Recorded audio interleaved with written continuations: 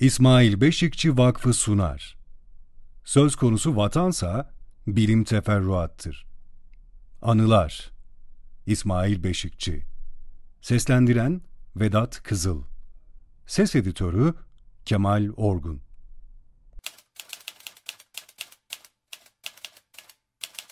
Onuncu Bölüm. Karşılaşmalar, gülümseten anılar.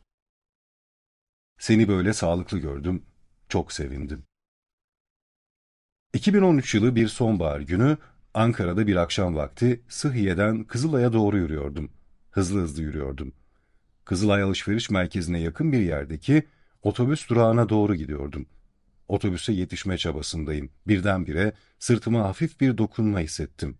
Dönüp baktım, biraz önce yanından geçen, aksi istikamette Sıhhiye'ye doğru giden kişi. Bana hemen, "Seni böyle sağlıklı gördüm, çok sevindim," dedi. Sonra kendisini tanıttı. Devlet Güvenlik Mahkemesi yargıcı. 1990'lar falan diyerek. Çok kolay bir şekilde hemen tanıdım. Kendisini görmekten dolayı mutlu olduğumu söyledim. Tekrar, "Seni sağlıklı görmekten çok mutlu oldum," dedi. Yargıtay'da çalıştığını, yakında emekli olacağını söyledi.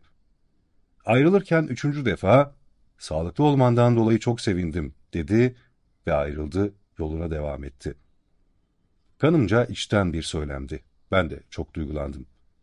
İnsanlar birbirleriyle bir yerlerde karşılaştıkları zaman hemen genel olarak "Nasılsın, sağlığın nasıl?" diye soruyorlar. Yargıçsa doğrudan "Seni sağlıklı gördüm, sevindim," diyor. Bunun daha güzel davranış olduğunu düşünüyorum. Bir yargıç. Barış Ünlü'nün babası Fikret Ünlü 19 Şubat 2019'da vefat etti. Ankara'da Yukarı Ayrancı taraflarında bir kafede taziye evi kurulmuştu. Talat İnanç ve kızı Zeri İnanç'la birlikte biz de taziye vermek için gitmiştik. Barış bana orada taziye için gelmiş bir kişiyi Önder Ayhan diye tanıştırdı.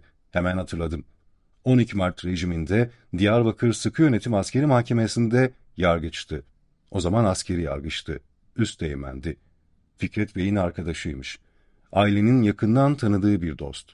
Şimdi bir üniversitede ceza hukuku hocasıymış. Yılmaz Güney ile karşılaşma. Toptaşı Cezaevi Müdür Yardımcısı Celal Karahan yakından tanıdığımız bir arkadaştı, psikologtu. Bir gün öğleden sonra bana, "İsmail abi, yarın Yılmaz Güney cezaevini ziyarete gelecek, öğleden sonra gelir," dedi. 1980 Temmuz ayı olabilir. Bu haber bende bir hoşluk yarattı. Herkes gibi Yılmaz Güney'i ben de biliyordum, tanıyordum. Yarın karşı karşıya geleceğiz, konuşacağız, bunun heyecanı içindeydim. O gün cezaevinin her tarafı küfe küfe üzümlerle, patlıcanlarla, domateslerle, biberlerle dolmuştu. Sepet sepet sebze ve meyveler vardı. Yılmaz Güney'in bunları İmralı Yarı Açık Cezaevinden gönderdiği söyleniyordu. Yılmaz Güney, sebzeler, meyveler yanında kırtasiye malzemeleri, spor malzemeleri, eşofmanlar vesaire de göndermişti. Kalem, kağıt, defter, dosyalar pek çoktu.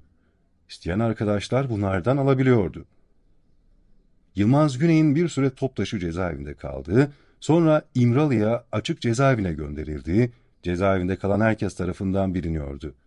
Yılmaz Güney'in kapı altında tek başına kaldığı oda, koğuş da biliniyordu. 3. koğuşa giderken sağda kalıyor.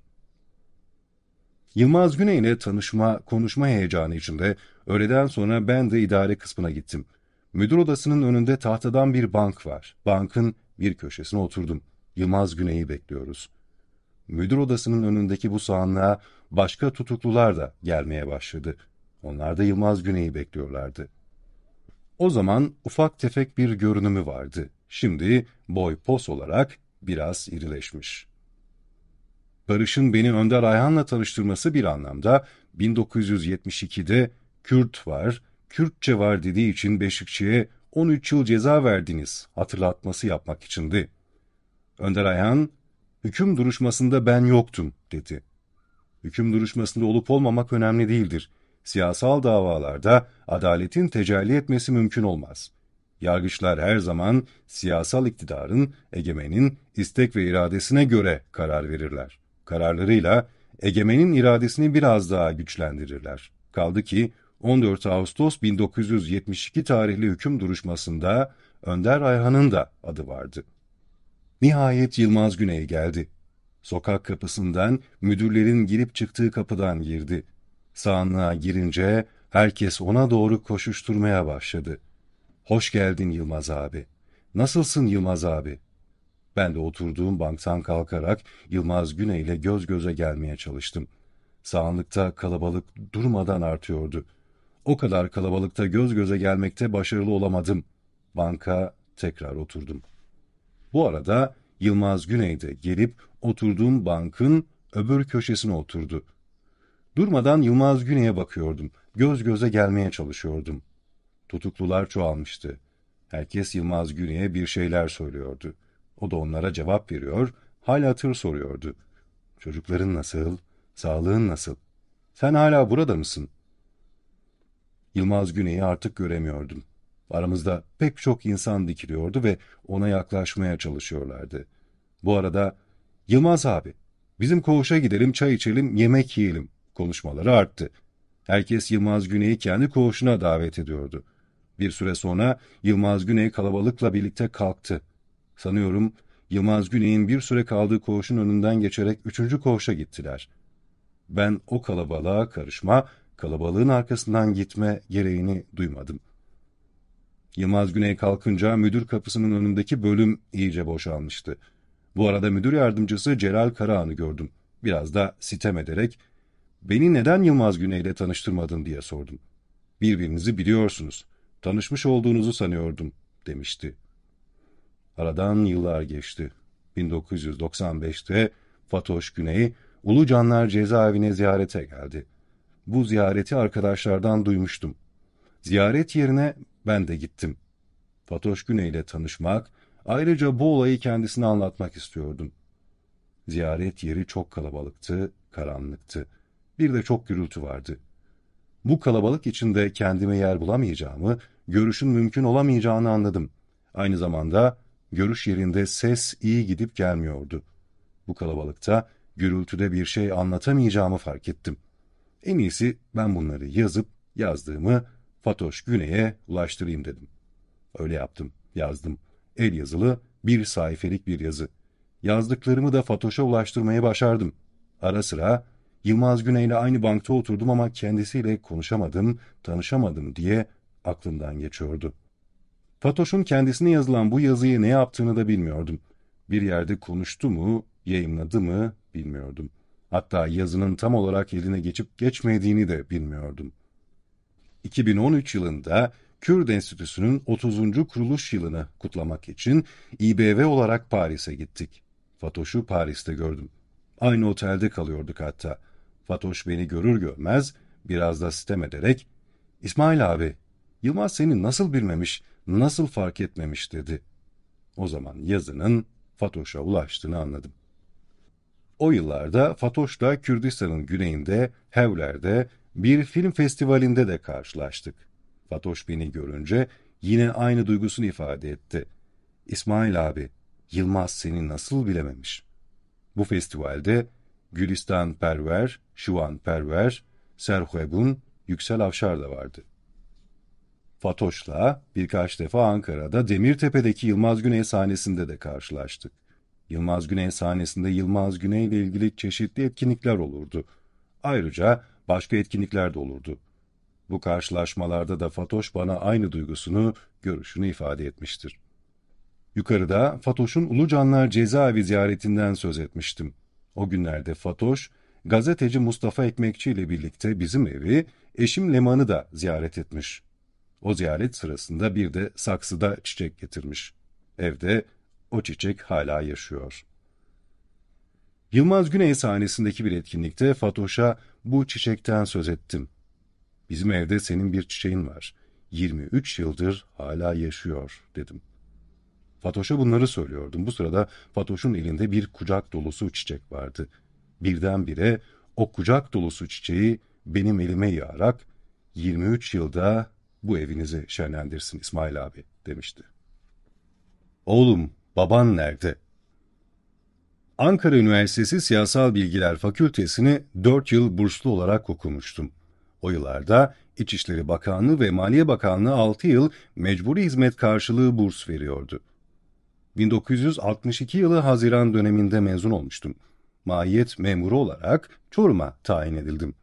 Valilik kaleminde çalışmaya başlamıştım.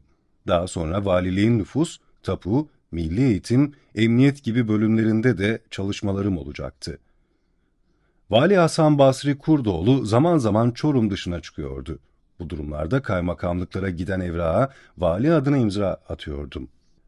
Vali Hasan Basri Kurdoğlu zaman zaman Çorum dışına çıkıyordu. Bu durumlarda kaymakamlıklara giden evrağa vali adına imza atıyordum. Bir gün valinin odasında masanın önündeki sandalyelerden birine oturmuş, gelen giden evrağa bakıyordum. İçeriye elinde bir dilekçeyle bir vatandaş girdi. Etrafa bir baktı, sonra "Oğlum, baban nerede?" diye sordu. Çorum Mahiyet Memurluğundan 1962 Eylül sonlarında askerlik için ayrıldım. Nerelerdesin lan İsmail? 12 Mart rejiminin başlarında Siyasal Bilgiler Fakültesinde çalışıyordum. O günlerde fakültede sık sık arama yapılıyordu. Radyoda 100 kişilik, 150 kişilik listeler yayınlanıyordu. Her gün öğrenciler, hocalar fakülteden alınıp götürülüyordu. O zamanlar benim de üye olduğum Üniversite Asistanları Sendikası vardı, kapatıldı, mühürlendi. Bir gün fakültede öğleden sonra asistan arkadaşlar, "İsmail, seni bir polis arıyor," dediler. Bir polis gelmiş, beni sormuş ve gitmiş. Birkaç gün sonra başka bir arkadaş yine, "İsmail, seni bir polis arıyor," dedi. "Yok," diyerek göndermişler polisi. "Elinde evrak var mı?" diye sordum. Tatmin edici bir cevap veremiyorlardı. Fakültede çatı katı ve bodrumlarda sık sık aranıyordu. Baskınlar, alınıp götürülmeler, herkes arasında hoşnutsuzluk, eziklik yaratıyordu. Ne yapabiliriz diye düşünüyorduk. O gün öğleden sonra sütunlu salonda asistan arkadaşlar oturmuş yine aynı konuyu konuşuyorduk. Bir polis bize doğru gelmeye başladı. 10-15 metre yaklaştı. İskilip'ten, bizim mahalleden bir polisti. Hatta akraba da oluyorduk. Bağırmaya başladı. "Lan İsmail lan, ben 10 gündür seni arıyorum lan. Neredesin lan?" "İşte seni arayan polis buydu," dedi arkadaşlar. Polis hala bağırıyordu. "Iğdır'dan Ankara'ya tayin oldum. Ankara'ya yerleştik. Çocuklar, İsmail amcamızı ya bul getir ya da sen de gelme diyorlar. Sen neredesin lan?" diye bağırıyordu. Bugünlerde bir adam böyle aranır mı dedim. Okuldan çıktık, onun evine gidecektik ama önce çalıştığı Kurtuluş Karakolu'na götürdü beni. Ben pek gitmek istemedim ama karakola muhakkak uğraması gerekiyormuş. Beni arkadaşlarıyla tanıştırdı. "Çok bilgili, okumuş adamdır," diyordu. Polisler de "Nerede çalışıyorsunuz?" diye soruyorlardı. Siyasal Bilgiler Fakültesinin adını duyanlar, "Orası anarşist yuvasıdır," diyorlardı. Karakoldan sonra evlerine gittik. Çocukların önünde, evin orta yerinde rengarenk aydınlık dergileri duruyordu. Onlarla oynuyorlardı. O dönemde SBF'de görevli arkadaşların bir kısmı Aydınlık Dergisi'nde de çalışıyordu. Basın Yayın Yüksekokulu'nda bir oda Aydınlık Dergisi'nin bürosu gibiydi. Bir baskında polis binlerce dergiyi sokağa atmış, bizim polis de değişik sayılarından dergileri "Çocuklar oynar" diye alıp evine getirmiş. Derginin kapak rengi her ay değişirdi. Kırmızı, yeşil, sarı, mor, pembe, beyaz, mavi. Bu renk çeşitliliğinden dolayı bizim polis 6-7 kadarını alıp getirmiş ama içindeki yazıların hiç farkında değil kuşkusuz. Sason'dan bir ziyaretçi. 1971'de Diyarbakır Sıkı Yönetim Tutuk Evi'nde gerçekleşen bir ziyaretten söz etmek istiyorum. Temmuz ayının ortalarıydı. "İsmail abi, ziyaretçin var," dediler. Ziyaret yerine Musa Anter'le gittik. Görüş yerinde boyu postu çok yerinde bir kişi duruyordu. Hem boy olarak hem en olarak iri yarı bir kişiydi. Elleri, ayakları çok büyüktü. Esmer, yanakları kırmızı bir gençti. Yalnızdı. Musa abiyle birlikte görüş yerine vardığımızda kendisini tanıttı. Sasonlu olduğunu, Sason'dan geldiğini söyledi. "Ben İsmail Beşikçi ile görüşmek istiyorum, haber verir misiniz?" dedi. Bunun üzerine Musa abi beni göstererek "Beşikçi bu," dedi. Ben de "Beşikçi benim," dedim.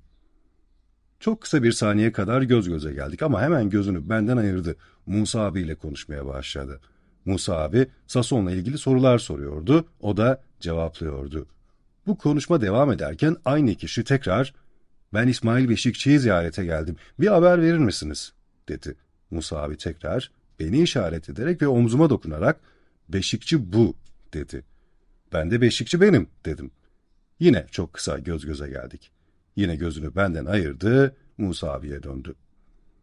Musa abi ona Sason'da tanıdığı kişilerle ilgili sorular soruyordu. O da anlatıyordu. Konuşma devam ederken bir defa daha, üçüncü kez "Beşikçi'ye bir haber verseniz ben onu görmeye geldim." dedi. Bu sefer Musa abi biraz da öfkelenerek "Ulan ayı." dedi. "Beşikçi senin gibi kocaman mı olmalı? Beşikçi budur diyorum, inanmıyorsun." O da "Beşikçi benim." diyor, ona da inanmıyorsun. "Beşikçi senin gibi ayı mı olmalı?" Ziyaretçi bana baktı. Hayal kırıklığına uğramış gibi bir hali vardı. Tabii Musa abinin bu sözlerinin aşağılamaya, hakarete dönük bir içeriği yoktu. Gerek sesinin tınısı, gerek mimikleri bu sözlerin sadece bir espri olarak algılanmasını sağlıyordu. Musa abi bu sefer "İşte Beşikçi bu. Ne diyecektin Beşikçi'ye? Neden görmeye gelmiştin?" dedi. Sasonlu ziyaretçi "Bir haber dinledim. Beşikçi Türk mahkemesi karşısında konuşuyordu. Mahkemenin kararlarını reddediyorum," diyordu. Bu adam kimmiş diye tanımaya geldim. Ayrıca Sason'da arkadaşlar da merak ediyordu. Beni yolladılar, demişti. 12 Mart rejiminde Diyarbakır Sıkı Yönetim Mahkemesi'nde yapılan duruşmalar basına yansımazdı. Bu duruşma da yansımadı. Yalnız duruşmanın ilk günü Temmuz'un ortaları olacak, Sıkı Yönetim Komutanlığı'nın bir bildirisi yayımlanmıştı. "Sanık İsmail Beşikçi'nin duruşması başladı. Sanığın talepleri mahkeme tarafından reddedildi," şeklinde bir bildiri. Sasonlu ziyaretçi o bildiriden söz etmek istiyordu sanırım. Yıllar geçti, Batman'dan dostumuz Behmen Doğu, Mayıs 2018'de Batman'a davet etti. Batman'da dostlarımızı ziyaret etmiştik. Birkaç gün çevrede gezi de yapmıştık. Sason'a da gittik. Sason'da bir parkta Fahrettin ve Nihat hocalarla karşılaştık. Kendilerine 12 Mart dönemindeki bu ziyareti anlattım. Ziyaretçinin fizik yapısı hakkında bilgi vermeye çalıştım. Bu arkadaşı bulup bulamayacağımızı sordum. Arkadaşlar birkaç yeri telefonla aradılar. Daha sonra birkaç yeri daha aradılar. "Herhalde bulduk," diyerek Sason içinde bir mahalleye götürdüler. Ceviz, nar ağaçlarının çok bol olduğu, suyu çok bol bir sokak. Sokakta bir apartman. Aradığımızı bulmuştuk. Şaban Usta, dağ gibi bir adam. Aradan 47 yıl geçmiş ama fiziki yapısını koruyor. Biraz çökmüş, biraz hasta. Şaban Usta o ziyaretten sonra İstanbul'da yaşadığı maceraları da bizlere birer birer anlattı. Sason deyince insanın aklına 1935 yılı Sason isyanı ve Mala Aliye Unis geliyor. Hak hukuk istemi geliyor. Bunların devlet terörüyle bastırılması geliyor. Baskı, zulüm, sürgün geliyor. Abdullah Kaya'nın Dağ Kavmi romanı geliyor. Niyazi Usta'nın diktiği ceket. 1972 kışında Diyarbakır Sıkı Yönetim Komutanlığı tutuk evindeydim. Niyazi Usta, Niyazi Tatlıcı ve Mehdi Zana da tutuk evindeydiler. Niyazi Usta ile Mehdi terziydiler. Tutuk evi yönetimi tutuk evinde de terzilik yapmalarına izin vermişti. Arkadaşlara elbiseler diktiler. Niyazi Usta ile Mehdi bana da bir ceket dikmişlerdi. Yün kumaştan bir ceket. Ölçülü, provalı bir ceket.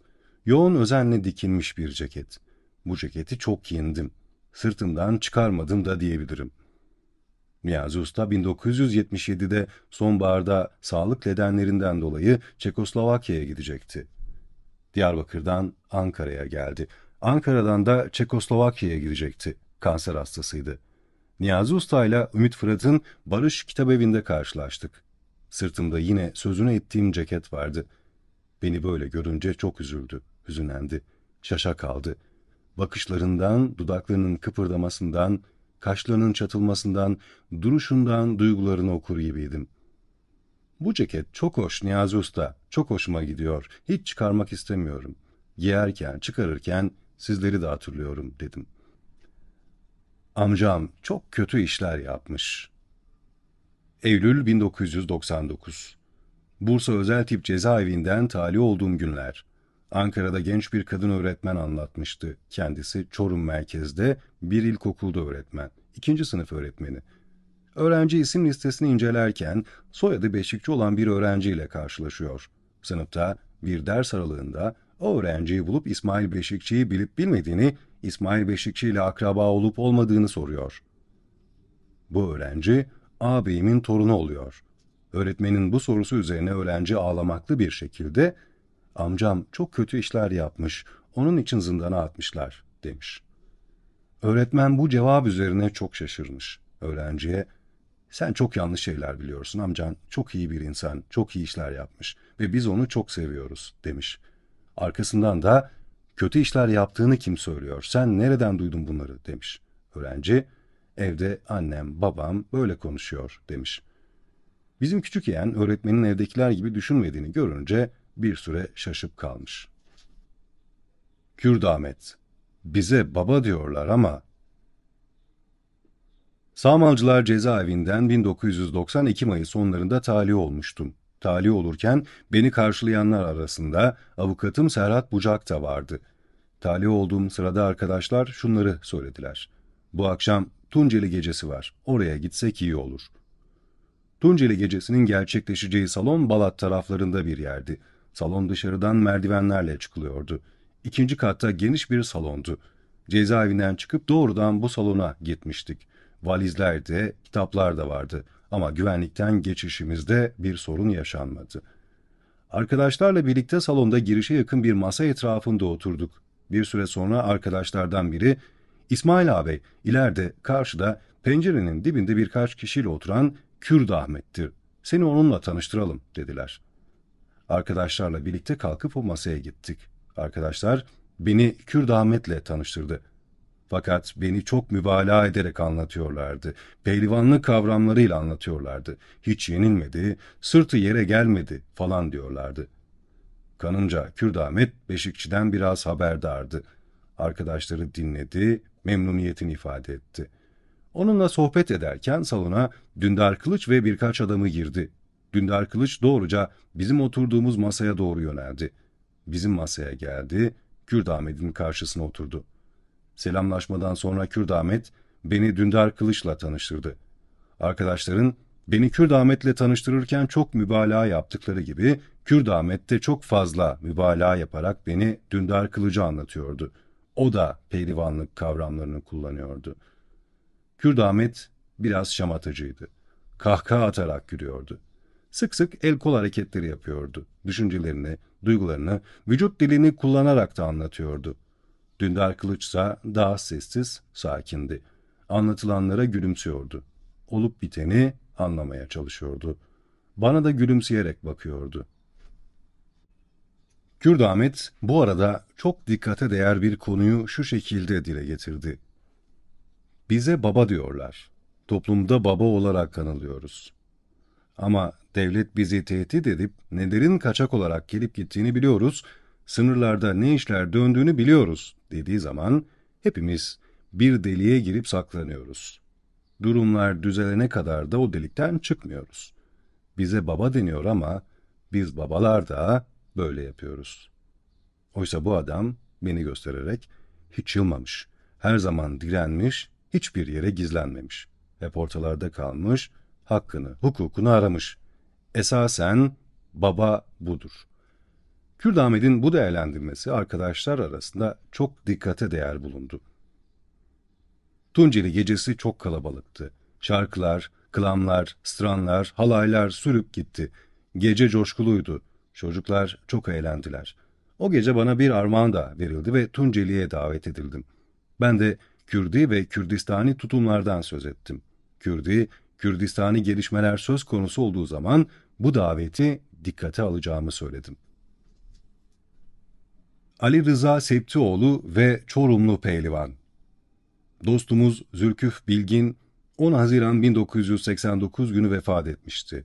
O zaman oğlu Abdurrahim Bilgin'in mühendislik bürosu İzmir Caddesi'ndeydi. O binanın bir altında da 1970'lerin ortalarında, sonlarında Komal Yayın Evi faaliyet yürütmüştü. Zülküf Bey'in vefatından birkaç gün sonra İzmir Caddesi'ndeki mühendislik bürosuna taziye için gitmiştik. 4-5 kişi vardık. Arkadaşlarımızdan birisi de Şakir Epözdemir'di. Biz taziyedeyken bir müddet sonra Ali Rıza Septioğlu geldi. Ali Rıza Septioğlu arkadaşlarla kısaca selamlaştı. Zülküf Bilgin ve Ali Rıza Septioğlu Şeyh Said ailesinin iki ferdiydi. Bu arada Şakir Özdemir beni Ali Rıza Septioğlu'yla tanıştırdı. Ama yazar çizer kavramlarıyla değil, pehlivanlık kavramlarıyla anlatıyordu. Çorumlu pehlivan, hiç yenilmedi, sırtı yere gelmedi. Çorumlu pehlivan lafını da sık sık tekrar ediyordu. Ali Rıza Septioğlu bana dönerek şöyle söyledi. Beyefendi, başbakanlığa bir uğrasanız size ev verecektik. Bir imza ile bu durumu hızlandıralım. Çok şaşırdım. Ne başbakanlık, ne evi. Bu arada Şakir Özdemir'in de bıyık altından güldüğünü fark ettim. Sonra durum anlaşıldı. O zaman Ankara'da Dünya Güreş Şampiyonası varmış. Çorumlu bir güreşçi de bu şampiyonaya katılıyormuş. Çorumlu güreşçi, Kazak, Sırp gibi rakiplerini yenmiş. Eğer Amerikalı rakibini de yenersen sana ev vereceğiz denmiş. Çorumlu güreşçi, ABD'li rakibini de yenmiş, altın madalya kazanmış. Pehlivanlık kavramlarını dinleyince Ali Rıza Septioğlu benim altın madalya kazanan güreşçi olduğumu sanmış. Ali Rıza Septioğlu 1978-1979'da Bülent Ecevit tarafından kurulan 42. hükümette meteorolojiden sorumlu devlet bakanıydı. 1989'da yine Elazığ milletvekiliydi. Ama o zaman kanımca hükümette bir görevi yoktu. Ali Rıza Septioğlu 1991 seçimleri sonunda yine Elazığ'dan milletvekili olarak seçilmişti. Seçimler sonucu oluşan Türkiye Büyük Millet Meclisi'nde ise en yaşlı üye sıfatıyla Türkiye Büyük Millet Meclisi geçici başkanıydı ve yemin törenini yönetmişti. Bu meclis, Leyla Zana'nın yemin sırasındaki sözleriyle tarihe geçmişti. Leyla Zana'nın ve Ali Rıza Septioğlu'nun bu tutumları da uzun zaman konuşulmuştu.